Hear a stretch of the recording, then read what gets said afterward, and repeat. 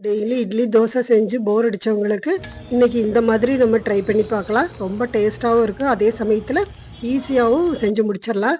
இது பிரேக்ஃபாஸ்ட்டுக்கும் சரி, டின்னருக்கும் சரி ரொம்ப நல்லாருக்கும். கிரிஸ்பியா இருக்கும். செஞ்சு பாருங்க. இது எப்படி செய்றதுன்னு பார்க்கலாம். இதுக்கு 2 கப்பு நான் ரவை எடுத்திருக்கேன். ஒரே கப்லயே எல்லாம் அளந்துக்கோங்க. இதில் 1/2 கப்பு வந்து நம்ம கோதும மாவு எடுத்துக்கலாம். கூடவே 1 பச்சை மிளகாய், 2 வரமிளகாய், 1 துண்டு இஞ்சி, 1 பெரிய வெங்காயம், 1 கேரட்ட துருவி போட்டுக்கோங்க. கூடவே 1/2 கப்பு தயிர் விட்டுருக்கேன்.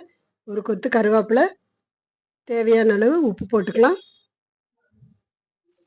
அவ்வளோதான். இது எல்லாம் நம்ம அரைச்சுட்டு வந்துட்டு, அதுக்கப்புறம் நம்ம ஒரு 1/4 மூடி எலுமிச்சம்பழம் இதில பிழிஞ்சு விட்டுக்கலாம்.